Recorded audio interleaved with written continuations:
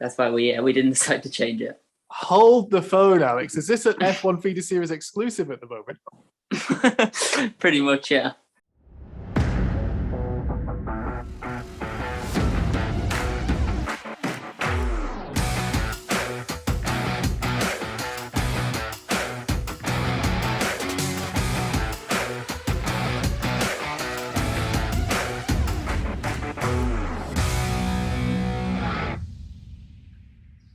Hello and welcome to the F1 Feeder Series podcast, your guide to keeping up to date on everything in the junior single-seater world.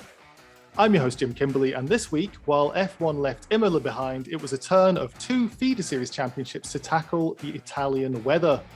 We'll be talking through the events of FRECA, where Gabriele Mini took the checkered flag 2 times, but only won one race. We'll also briefly touch on W Series kicking off with Miami, where two hectic races still ended with the seemingly unavoidable Jamie Chadwick win. And we'll be deep diving into the wild opening weekend of Italian F4, where rain played chaos, but the best drivers still managed to score points. With so much action in Italy, there's only one way to get a handle on what transpired, and that's by getting the lowdown from two drivers that were there, and one person who is also mad about all things F4 related. First, let me introduce a race winner in F4 UAE and the current championship leader in both Italian F4 and British F4. It's Alex Dunne. How are you? And I have to ask this, how's your ass after that bit of flying? Yeah, no, I'm doing very well, thank you. No, that was definitely a very scary moment in race 3. I was extremely surprised, to be honest, that the car was okay. I think finishing P3 in the race after such a scary moment was definitely very, very lucky. Yeah, not so lucky for you sitting on a plane for a little while after that. That must not have been so comfortable. We'll talk about that slightly later, but joining Alex is another racer who also took points and pole position over in Italy. It's Iron Lynx driver Ivan Domingues. Boa tarde, Ivan. How are you today? I'm fine, thank you. It's great to be here with you. Oh, it's great to have you. And I've just learned that you're not actually called Ivan, you're actually called Steve. Yeah, that's a nickname from karting, where a mechanic couldn't say my name like very well, so he called me Ivan. Ivan. No, or Ivan. So, and then he started calling me Steven. So then he just called me Steve. Well, you can't even remember your name or what he said. So yeah. Steve makes sense. So we might refer to you as that throughout the rest of the podcast. But finally, we have the long-awaited F1 Feeder Series podcast debut appearance of F4 editor Alex Studenkov, aka AS19. Welcome to the podcast, Alex. How are things with you? Thank you very much, Jim, for having me on the podcast. I am very excited to talk about Formula 4 and, well, all the other series, really, but mostly F4. Mostly F4. You've got the right job for that. Before we get into it, a quick reminder to like, comment, and subscribe if you're watching on YouTube. And if you're listening to the audio-only version, please leave a review on whatever podcast platform you're using. It really does help us out. Well, with the guests joining me today, I can't start anywhere else but Italian F4. The season opened this last weekend at Imola. Now, Alex, you were covering it. Can you talk us through how it went down? The round was, it started off in a very crazy fashion with obviously the Italian weather wreaking havoc on the field in qualifying 2, where some drivers like Alex, like Ivan, made the right choice on their tyre strategy and went immediately onto wets. And a lot of the drivers didn't. So what we ended up with was a very mixed up grid in races 2 and 3. Race 1 was a fairly normal affair, aside from the fact that Antonelli dropped out from the lead because of a gearbox issue and Kamara won. Then in the second race, we had Alex here winning, not me, him. Winning after, he overtook, I think, was it Ivan? Yeah, he overtook Ivan in one of the first few laps and then never looked back, really. Fairly dominant win that. And then in the third race, we had a great fight for the lead between Kasper Stuka, Alex's teammate, and Rafael Kamara, who was like really putting the pressure onto Casper in like throughout the second half of the race, really. But the Polish driver held on and took his first victory in F4. So overall, a really, really good weekend, and obviously some standout performers being obviously Alex with 3 podiums, and then Kamara, who scored a win, and Stuka, who scored second place in race 2, and also the win in race 3 as well. Yeah, so at the moment, looking at it, we've got Alex in first place in the championship, ahead of Kamara, and then Stuka, like you say. So all of those guys taking the wins, all those guys at the top. Now, Alex Dunne, the rain played havoc across the weekend, but how was the start of the season after enjoying the sunshine in the Middle East and then going to quite the opposite weather in Italy? Yeah, well, I think it was a really, really tricky weekend. You know, it was always mixed conditions. The free practices were in the rain. It was really heavy rain. So that's kind of what we were expecting for the races. And then it started to dry out in qualifying. And, you know, you had to take the gamble whether or not you wanted to go slicks or wets. And I guess I started on slicks for Q2 because that seemed what I thought would be the right call with how quickly it was drying out. But then I guess there was kind of a stall where it kind of just stayed the same for a little while. So I made the decision to go back to wets. And clearly that was the right choice in the end. But unfortunately, my pole position lap got deleted due to yellow flags. So that kind of hindered me a little bit in race 2. But in the end, we still had a really, really good weekend. Ivan, you also were racing with some of the sunshine at the start of the year. Were you missing the Middle Eastern weather, or are you actually enjoying the rain in Italy this weekend? Yeah, I do miss the weather there in Dubai. How did you find your opening round, though, this race? I know you had obviously your pole position, but the tricky conditions for you to tackle this opening race. Yeah, to be honest, I was happy that it was raining in the testing because I don't have a lot of experience in the rain, and I managed to get some more confidence in the rain. And then obviously in qualifying, in the first qualifying, I made P12, and in the second one, as most of the drivers, I went out on slicks, but then we decided that it wasn't dry enough for slicks, so we came back and we changed for wets. And then finished P3 and the second best lap, which gave me pole for race 3 as well. Some real good consistency for you there. We'll talk about the races as well. So Alex, you took a win. You're on the podium every race. Now lead the championship. A sign of things to come? Yeah, I think I didn't really, to be honest, if at the start of the weekend after how qualifying went with my lap getting deleted, if you told me I would have finished on the podium in all 3 races and we're leading the championship, I probably wouldn't have believed you. I think it was to come through. I think I started 7th, 6th and 10th in the 3 races. So to manage to get a podium in all 3 races and a win, it was really good. Yeah, you're making the habit of it. Was it all 3 wins you got in British F4, was it? It was a win in race 1, second in race 2 from 9th because it was reverse grid, and then a first in race 3 again. Not so bad. That's quite a lot of trophies. Not the best in terms of points for you on your side, Ivan. A frustrating weekend maybe, but like you say, you were dealing with conditions you're not so familiar with. But 2 front row starts. You did take points, but how did the weekend go from your perspective? Like we had our ups and downs. Like in race 3 was just disaster when I went off in Villeneuve when I was fighting, and when I went off, I broke the floor of the car. So the rest of the race, I was just going backwards. And also in race 2, I went to P1 in the beginning, but then we were struggling a lot with the pace.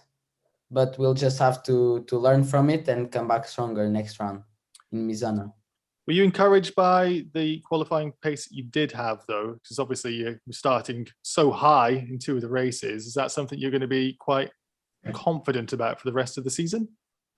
Like, I mean, in those conditions where some people are on slicks and some people are on wets, it's just about making like a good lap, because in those conditions it's a bit hard. So that qualifying was good, but it doesn't really show the true potential, because for sure many people, if they had the same conditions as me and everything, would be faster, like we saw in the race.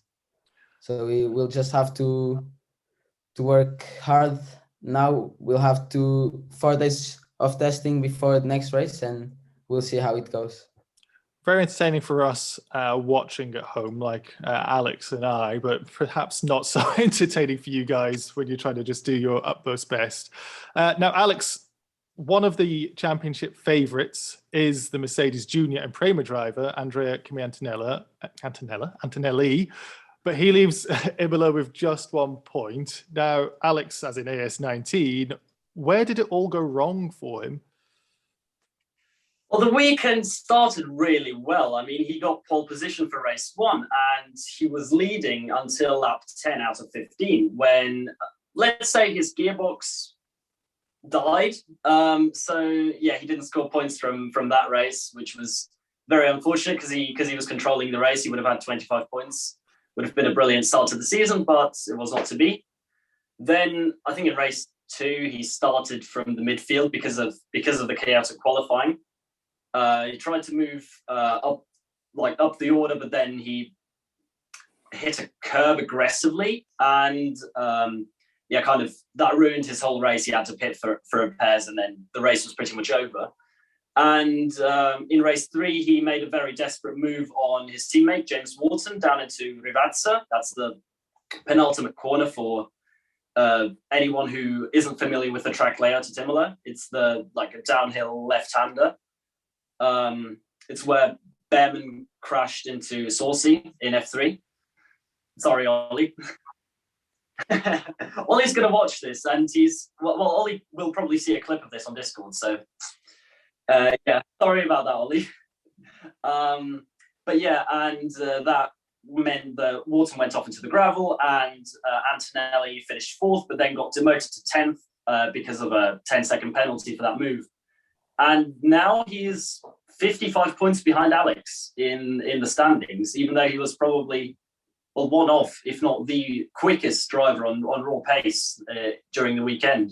I mean, he scored the two fastest laps in races 1 and 2, and he also scored pole for race 1. So clearly he had the pace. He just didn't have the luck, and then in the end, kind of maybe frustration came into it in race 3.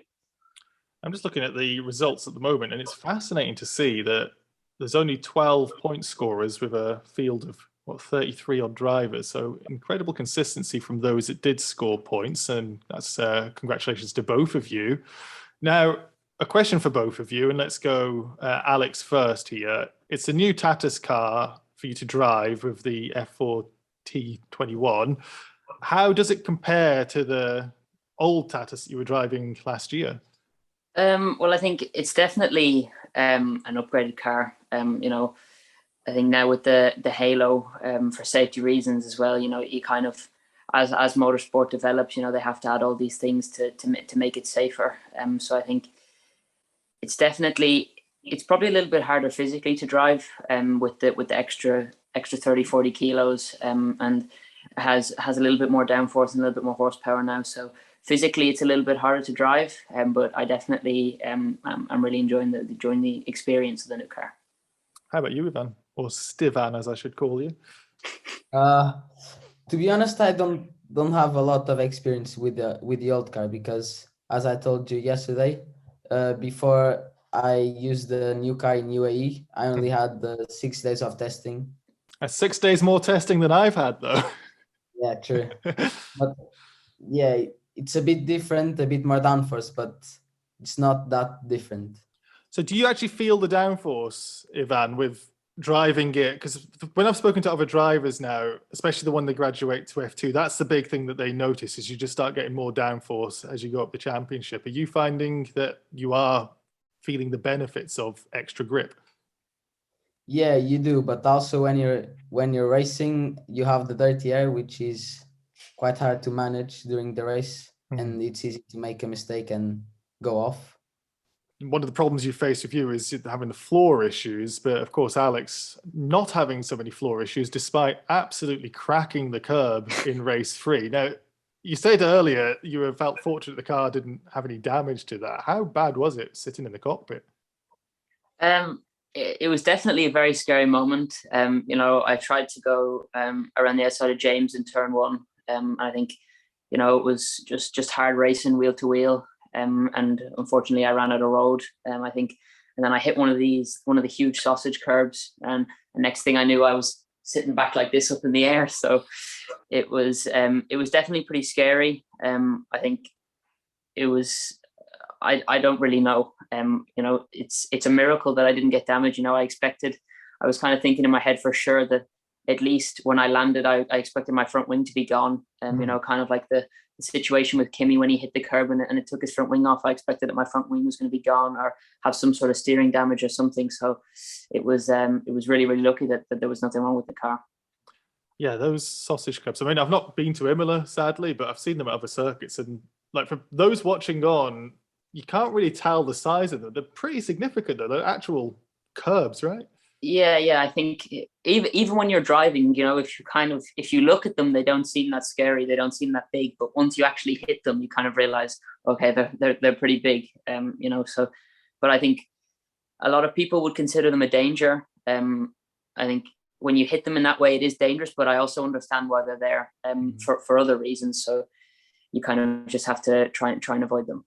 Yeah, well, thank you for sacrificing yourself and demonstrating just how dangerous they can be with that best impression you had of flying through the air. Yeah. Moving on a little bit though, Ivan, you and your teammate Maya Weug found yourselves adjacent to each other in the results for all three races. Are you enjoying having a teammate that's pushing you so much? Are you finding that you're able to learn from each other? Yeah, I'm enjoying having Maya as a teammate, especially because it's her second year and I can learn from her and everything. And it's nice that like fighting with your teammate all three races. Are you finding so far with that experience that she's got that she's teaching you stuff, or do you think you are competitors? It's one of those weird sports, motorsport, isn't it, where you're competitors but also teammates? Are you learning a lot from her and the team? Yeah, but like we learn from each other, as like that's how it works. Like when you're fighting with her, you learn what she's doing. When she's behind me, she learns with me, and yeah, trying to propel both of yourselves forwards. Alex, as well, final thing just on the F4 side of things. We spoke about it briefly before the podcast started. Racing in multiple championships this busy year, are you finding that distracting, stressful, or would you actually like to do more racing? No, I think I'm very happy with the position I'm in. I'm very lucky to be in the position I'm in. I think it's great to get so much seat time.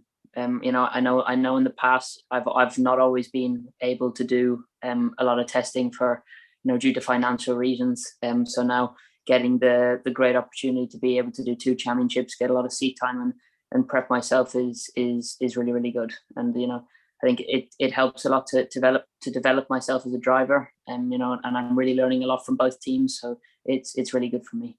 Are you finding so far doing this that you're getting more? I know we're only talking about 2 weekends so far in this part of the season, in the summer. Are you finding you're getting more attention already? Have you noticed more sponsors being willing to talk to you yet, or getting, like us at the moment, more press attention? Yeah, I'm definitely getting noticed a lot more. I think my talent is being recognized. Doing 2 championships and doing so well in 2 championships, it helps a lot. I have a lot of loyal sponsors, to name a few, the likes of Harris Group, which is one of my most recent sponsors. They've really, really helped me a lot. Van Fleet Transport, PDS Associates, Artisan Marble. There's a long list of sponsors that are there that are really helping me. And it's great to doing 2 championships as well. It's great to attract more to try and help myself. Yeah, well, congratulations for all that. Getting in the high tech is at your age is obviously going to be paying dividends in the future. I imagine they'll remember your name. Moving on into FRECA. So there's another driver who hasn't met the high expectations. We're talking relatively with Antonelli here from this early part of the championship, at least in terms of position, and that's Gabriel Mini. 2 rounds down in FRECA, and he's 46 points behind Dino Beganovic. An issue with his clutch saw him unable to keep the car steady on the grid in race 1, and the penalty meant he wasn't able to win a win that was a win. He did finish first on Sunday, but how is this going to affect the rest of his season, Alex, 19? I think it's, first of all, it's quite peculiar that 2 championship favourites who are both like really bad fortunes and it's one of the most prestigious tracks. That's just a bit of a funny note. Mini, he really needed that win. That win in race 2, that was like crucial. I think had he not taken that win, the championship over is a bit rich to say. I mean, it's pretty tough to like get back from being 46 points behind, never mind like 50 or 60 points. So it was very important for him, not only from a results perspective, but also from the point of like his confidence as well. Because he's now going to be like, okay, yes, I've got the win, now I can push on, rather than having to like think mentally, oh, where's my first win? I'm falling behind, I haven't got a win yet. Mm-hmm. Now he's got that win. Obviously, he was very unlucky in race 1, I think, because that was not kind of his fault that he got a penalty. It was some sort of technical issue, and then they kind of had to give him a penalty. But yeah, motorsport things. But yeah, it was very important for him to get that win, else he would probably be too far out of the title picture. Yeah, it would be obviously a lot further up the field if he had grabbed both wins this weekend. He did a terrific bit of running. Both of you, Alex and Ivan, have shared race weekends with championship leader Dino Beganovic this year already. Not necessarily racing, but you've been there when he's been racing in the Middle East, as you mentioned earlier. Do you think at this point, Ivan, it's going to be his title to lose after this start to the season he's had? I don't know. The season is just beginning, and even if he's behind 46 points or so, like everything can happen. Even like Dino can have a problem or so, and then he'll lose that advantage. So anything can happen. It's motorsport, so you can't predict anything. Oh, so some terrific sitting on the fence there, Ivan, but I completely understand what you're saying. Alex, he's been 1-2, 1-2 in terms of his results so far. This Dino we're talking about. He's ahead of Paul Aaron in the championship, and then Mini is only 8 points behind Aaron, which is quite impressive, despite his misfortune so far. Any favourites, do you think, for the championship? Do you reckon Dino is sitting as the title favourite at this point? Well, I think obviously Gabriel was in high tech when I was in high tech in UAE, so I'm quite good friends with Gabby, and I got the chance to learn a few things from him when I was in UAE. So I think at the start of the championship, I definitely would have had him as one of my favourites. You know, he's a really, really good driver. I think he's I watched him race in the UAE, and you know I've learned a lot from him. So I think once he gets his head down, I think he obviously, like Ivan said, there's a lot to play for. You know, the season's only started, so I think we'll just have to wait and see what happens. Yeah, I'm quite surprised just looking through the order of the FRECA grid at the moment that Hadrian David's quite low down, 8th place at the moment, and not with a podium yet.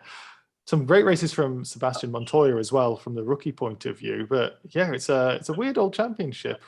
During a support race, like a weekend where you are the support race for a higher formula category, such as FRECA, do you get much exposure of the championship? Do you like visit the garages, or like, I know you're not in the teams that are in FRECA, but like, do you go into the pit lane? Do you watch the races extensively? Maybe try to find kind of good overtaking spots, or just learn the track a little bit more, watch the sessions.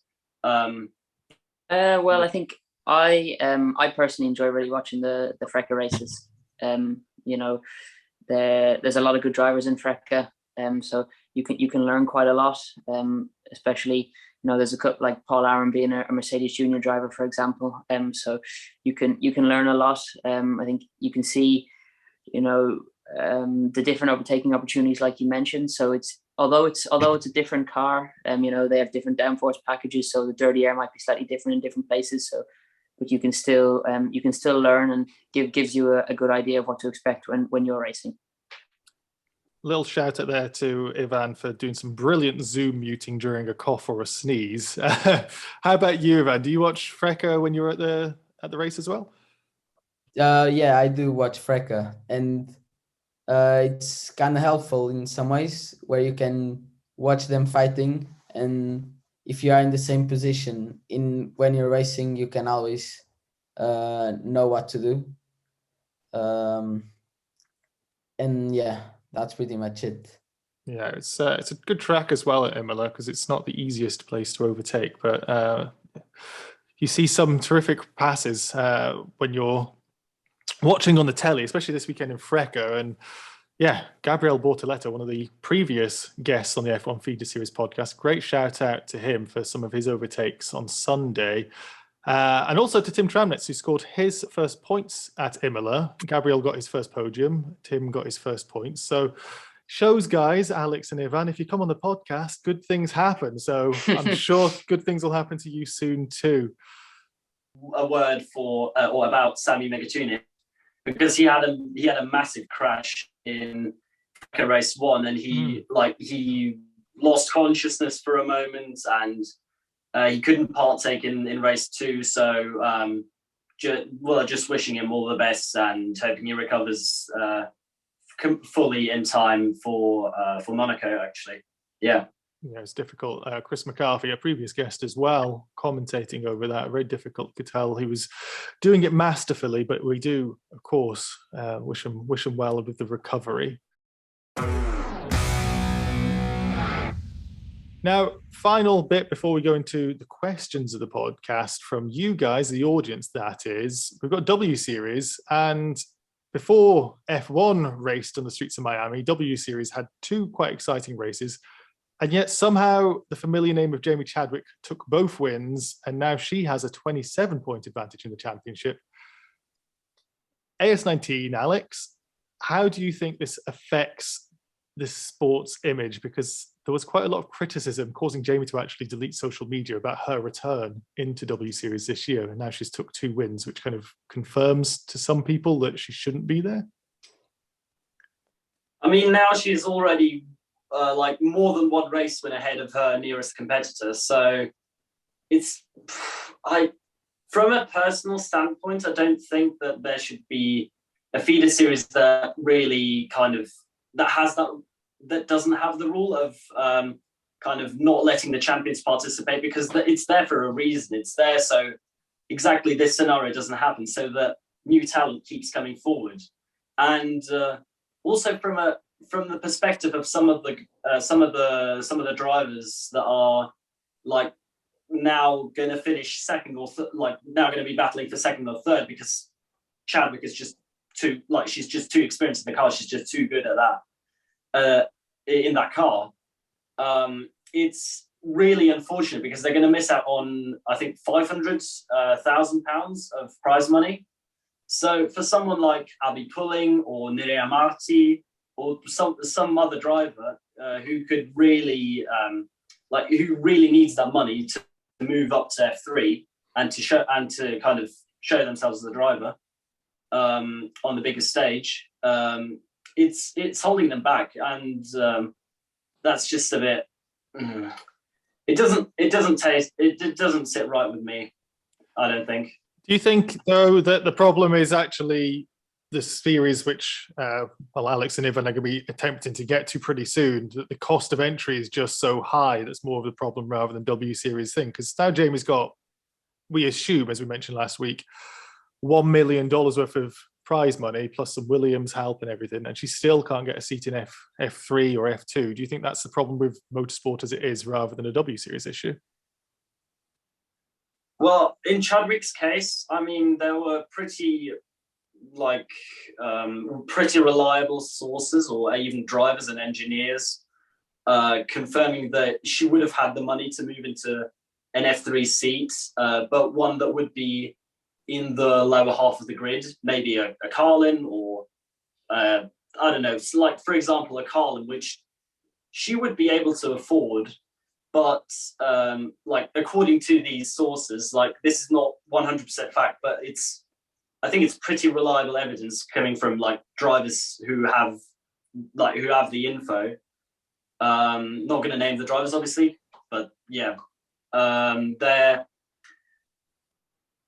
she could have moved up realistically, but I mean, either she didn't want to race she probably didn't want to race with a team that's like lower on the grid and with which she can't, which she doesn't have the chance of competing for higher places regularly.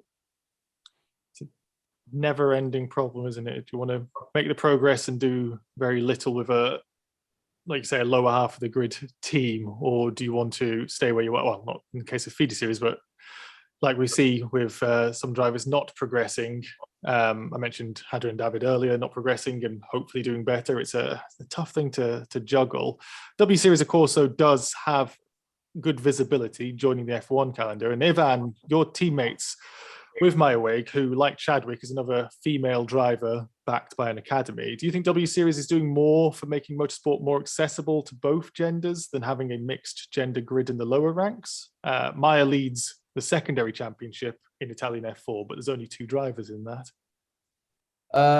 In my opinion, I think Italian F4 is doing more for Maya in one perspective, because she is probably getting more prepared for the future categories as she's racing with the best drivers of our age and her age, while W Series it's giving more visibility to the drivers, but like maybe the level is not as competitive as in Italy. Like, so I think Italian F4 is doing more for Maya. That's a good answer. Seems that both championships have their pluses and minuses. But we'll move on, because as much as we could ask questions all day, F1 Feeder Series isn't for us, it's for you, and we want to make sure you all feel involved. So we're going to move on to the part of the podcast where our viewers and listeners have their say with hashtag AskF1FS. If this is your first time watching or listening, you can get involved by using the hashtag AskF1FS on Twitter, joining our Discord and using the podcast questions channel, or simply commenting on our YouTube videos and asking whatever it is that's on your mind. We're going to start now with a question to both the drivers from regular question asker, Sam, who wants to know, is it tough to attract sponsors from countries without the strongest motorsport heritages? And I'm guessing they're referring to the point that at the moment, Ireland and Portugal, although Portugal's got Da Costa, of course, in Formula E, it's not as prolific at producing race drivers as, say, the UK, Germany, France, etc. Are you finding that, Alex, that getting sponsors at the moment isn't as easy? It's been a while since Eddie Irvine was racing. Yeah, I think, being one of the only Irish racing drivers to be competing at such a high level, I think it's definitely hard to attract sponsors. But competing at the level I'm competing at and doing well makes it a little bit easier, because it's definitely great to be flying the flag for Ireland and being one of the only racing drivers up there at the moment. So it's tough, but it also helps in other ways, kind of being there on your own. Lucky then another guest, talking about our old guests, Zach O'Sullivan decided to go with the British flag to keep all the sponsors for you alone, Alex. Well done with that. How about you, Ivan? Are you finding that Portugal, you've got Ronaldo, so football's sorted, but is motorsport not so easy to find sponsors for? Yeah, it hasn't been easy, because in Portugal, people do not care a lot about motorsport, but in the future, when I'll start getting better results, for sure it will will get easier to attract sponsors, and we'll figure it out later. Figure out later. That's my approach to life with everything. So I commend that at your young age at figuring that out already. Sam also wants to know, and this one's directed at you specifically, interesting enough, Alex, what expectations did you have for this season, and have they changed at all, I presume, after your successful opening round? No, I think my expectations and my goals are still the same. I think coming off the back of a pretty successful first year in cars, I think I've always believed in myself, and I believe that with the teams I'm in this year, I could definitely do well. I think I was always focused on being my second year in cars and in F4 this year. I definitely had my sights set on trying to win in whatever championships I race in, that being British and Italian. I want to try and win both. That's what I'm trying to do. So that's what I'm working towards. And are you feeling confident that both are going to be in your near future? I think having a 37-point lead in the British Championship and an 11-point lead in the Italian Championship, it's definitely in my favour at the moment. I think started the season off really well in both championships. So it's just about keeping consistent and taking every race as it comes and just trying to maximise on the points. Well, if your driving's as mature as your answers, I think you'll be absolutely fine. I remember speaking to Oscar Piastri, and he was just saying that, I thought it might be okay. Maybe. I was like, Oscar, you were leading the championship by a country mile, but still at that point. So keep doing what you're doing. This one's for you, Ivan. This comes from NS19. And they want to know, what would you say is your biggest strength / asset racing wise, and what tactics do you employ in order to tackle something you feel you need to get better at? And they also want to send love from Portugal. So right now, my starts have been quite good.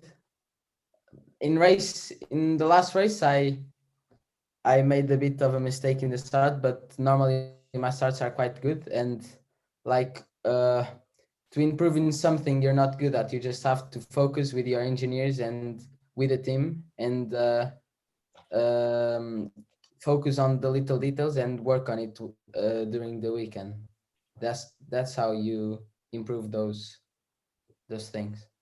So with the starts in particular, you say it's one of your strengths at the moment.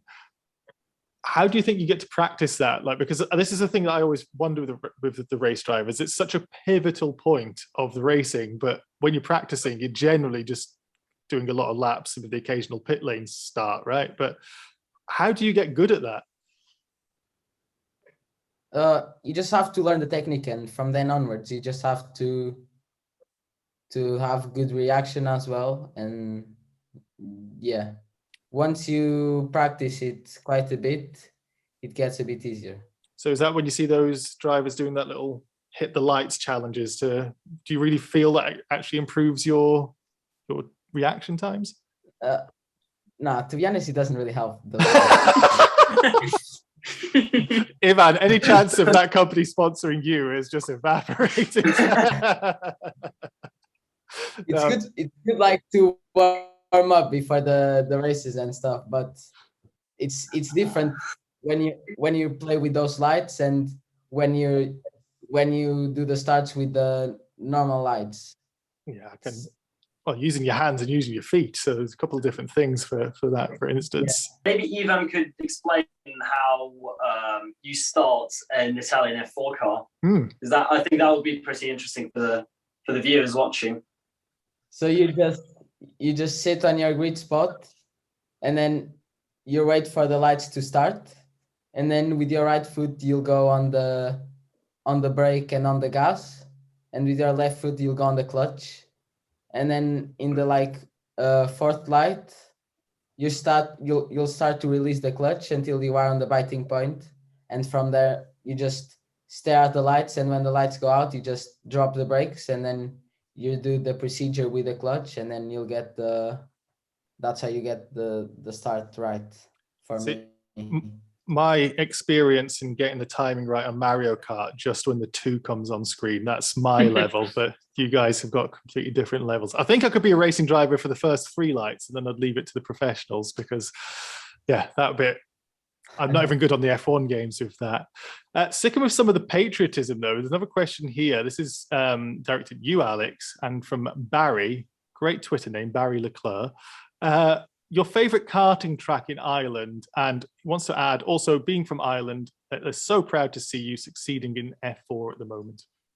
Well, first of all, thank you. And I think my favourite karting track in Ireland is it's a track called Watergrass Hill, it's a place in Cork. That's definitely my favourite track in Ireland. I haven't done a lot of kart racing in Ireland. I didn't race over here for very long, but for the little bit I did, that was definitely my favourite track. Can you explain what Watergrass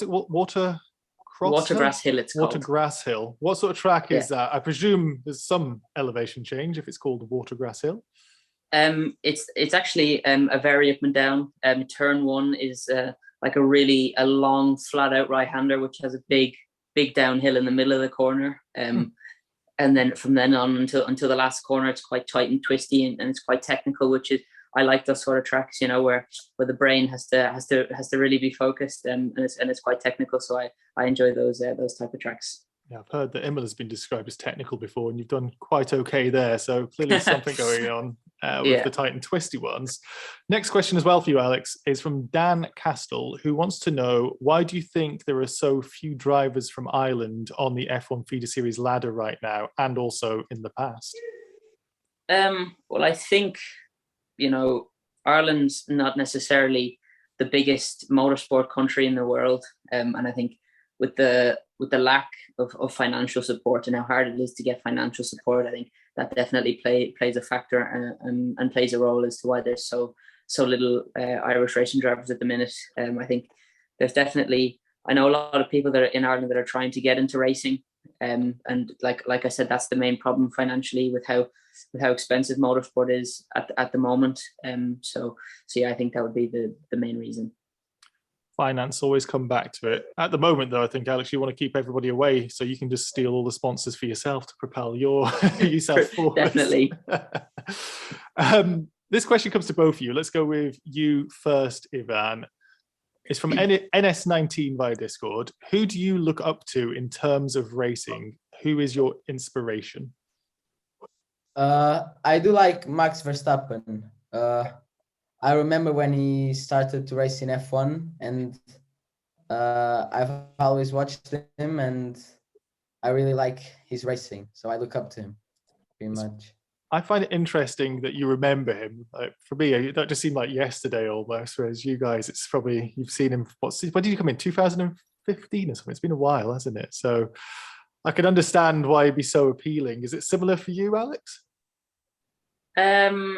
Yeah, I think, Max being probably being the youngest driver to ever get into Formula One. I think he signed for Formula One when he was 17. So he's definitely an inspiration. I like watching him race. He's a hard but fair racer, which I think that's how racing should be. Close wheel to wheel racing is what I like, and that's what I enjoy personally when I'm racing as well. So I think I really enjoy watching him race. I'm a big fan of Charles Leclerc as well. I think I really enjoy watching him. So, but yeah, there's so many drivers in Formula One that have incredible talent, and that I think you could learn off of every single driver on the grid. So, yeah. Now, with Miami just happening, Ivan, I just remembered as well, there's not a lot of Portuguese heritage in Formula One, as we've kind of alluded to. But are you aware of Tiago Monteiro's? Because he's the one who got the podium. He's the one everyone kind of remembers for that podium at Indianapolis back in 2005. That the Ferrari driver is looking like this, sad and embarrassed almost at what happened. And then you've got Monteiro I got on the podium. Drew, is this something you've seen with clips and seen the Portuguese flag fly on F1? I've heard the story and stuff, but I haven't seen any clips from it. I'll search after the podcast. I'll give you some of your racing history. So that would have been, what year were you born? And I dread to ask the question actually, Ivan, but what year were you born? 2006. So it was before your time. It's one of the worst races you'll ever see. You remember last year when Hamilton started at Hungary with just the one car on the grid on the restart? It was like that, except for the whole race was only 6 cars. It was embarrassing for Formula One. But bounce back now, Miami, Vegas, COTA, it's all going well. Alex, another question here from Dan Castell. Given your first great round in British F4, is there any chance you may go forwards with a dual campaign of Italian and British F4? Is that what you're doing already?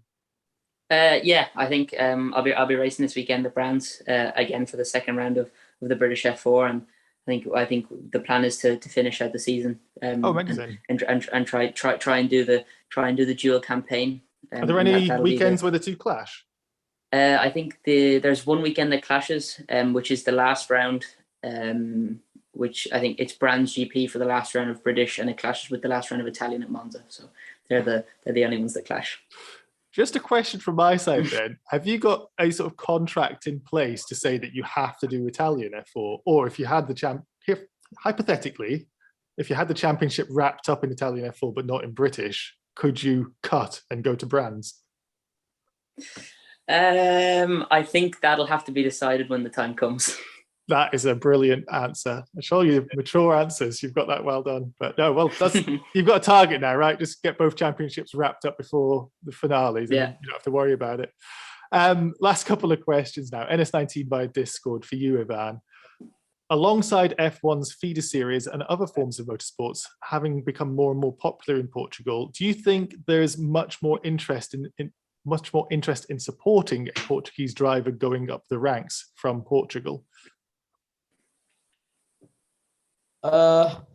Like we talked before, right now the motorsport in Portugal is not very popular and valued, so I don't see change in the near future, but I hope I can make that change, having good results in the future. Yeah.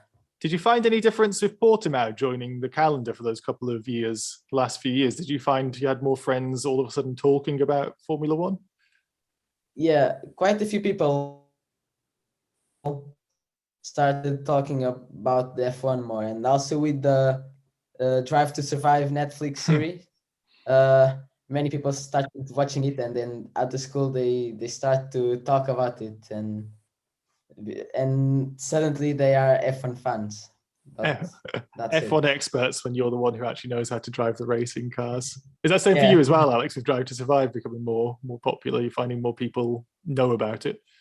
Yeah, pretty much. I think it's a great way to get motorsport, even though it's kind of around F1, it's a great way to get motorsport introduced to people who have kind of never really understood or never really looked into it before.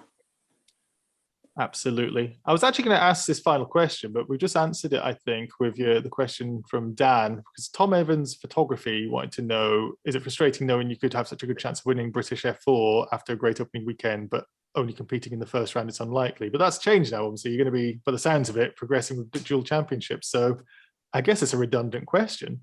Yeah, I think the announcement at the time was that I was only doing one round. I think that was a slight mistake, but I think we didn't bother editing it because it was quite funny to leave people guessing. So that's why we didn't decide to change it. Hold the phone, Alex. Is this an F1 Feeder Series exclusive at the moment? Pretty much, yeah. Terrific. Well, how about that? AS19, you're here for the exclusive when Mr. Dunne is going to go and win 2 campaigns this year, unless Ivan comes and prevents him winning in Italy. That would be nice.